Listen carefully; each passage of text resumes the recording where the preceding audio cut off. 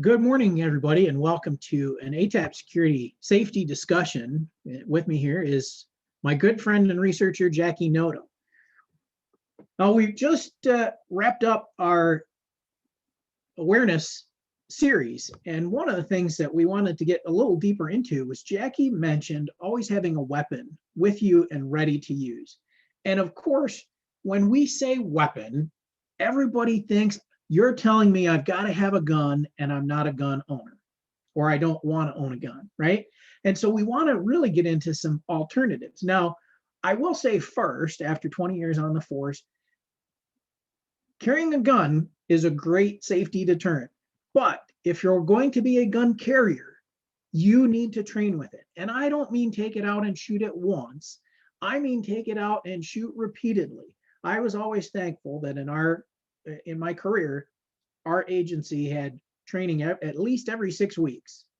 And that keeps you frequent, because when that situation gets critical, you don't want to be trying to remember where you left it in your purse or your car, or digging for it because you're not familiar with how you carry it on your person and trying to pull it out and use it. So if you're going to carry a gun, you need to be familiar with how to carry it and how to use it, and do some strenuous training with it. There are plenty of trainers out there who will help you go from a basic firearms handling training course to an advanced course where you'll deal with more adrenaline-faced situations.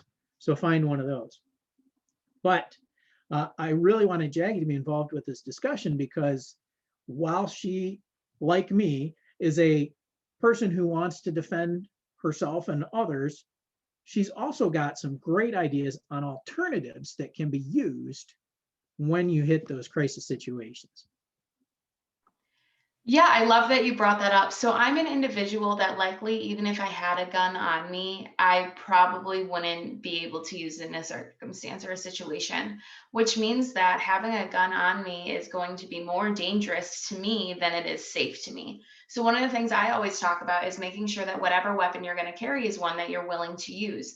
And even something as simple as pepper spray is something that you should still be practicing using before that scenario taking place. Some pepper sprays will even send little practice water canisters where you can practice the skill of moving the safety off and spraying it at your individual. And it's really beneficial to have that practice in.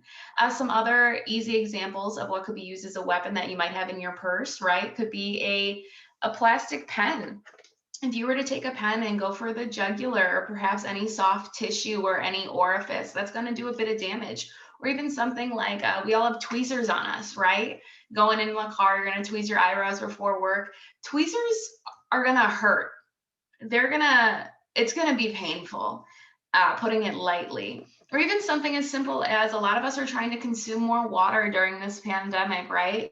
So a lot of us have those gallon water bottles or any stainless steel bottle that you carry on you. This to the head isn't going to be an enjoyable experience. So there are things that you carry on you every single day outside of your keys that you typically hear about that could be used as something to protect you in terms of safety that don't necessarily feel like a weapon, but could keep you safe at the same point. Right. And of course, Jackie and I are both advocates of defending yourself. And obviously, you hear us talk. We've seen both through experience and study that responding physically to an attacker is a very quick way to end an attack. Now, that might not be you. You might not be all about injuring another person, and that's okay. But understand that before you get into the situation, and also prepare for that, right? Little things like so if you're not willing to use even pepper spray on somebody, there are audible devices, little buttons that you can carry, emergency alerts that make loud shrieking noises. You can yell for fire. You can take whatever's in your hand. Now, preferably, we like to say, try to keep your phone so you can call for help too. Throw something else at them. But if your phone is all you have, just throw something at them, distract your attacker, and give yourself that extra little bit of time to get away. Because what I think everybody can agree on is that it's essential to do something. Doing nothing is only going to result in greater harm, probably to you, but to the situation in general. And we want to keep you out of that. Because ultimately our goal here is to help you stay safe. I completely agree with you there. Another example too of something that we all have on us that's an audible thing could be if you were walking and you had your car keys on you, go ahead and press that car alarm. Give more notice to what's happening. More people are likely to hear a car alarm, go outside, see if it's their vehicle, and then someone might be there to help assist you. Just like Anthony was saying, shouting fire, right? You want to get other people into that area, into that situation that could possibly help you and further deter that situation. Even something as simple as a rape whistle. It seems a little outdated, but it's something that's super easy, lightweight to carry on you, that's going to be loud and effective if needed. And sometimes, even though these aren't physical responses, it's still a response, and that response out of shock might have a deterrent on your attacker. So even though you're not engaging physically, there are still other options that can have the same effects as engaging physically, in that you become further safe. Because we need to keep in mind that if someone is coming and attacking you, their end goal is likely for you to no longer be with us. So we need to be responding in an appropriate fashion to that. That's a great point, Jackie. Well, I want to thank you for your time, and I want to thank you all for joining us.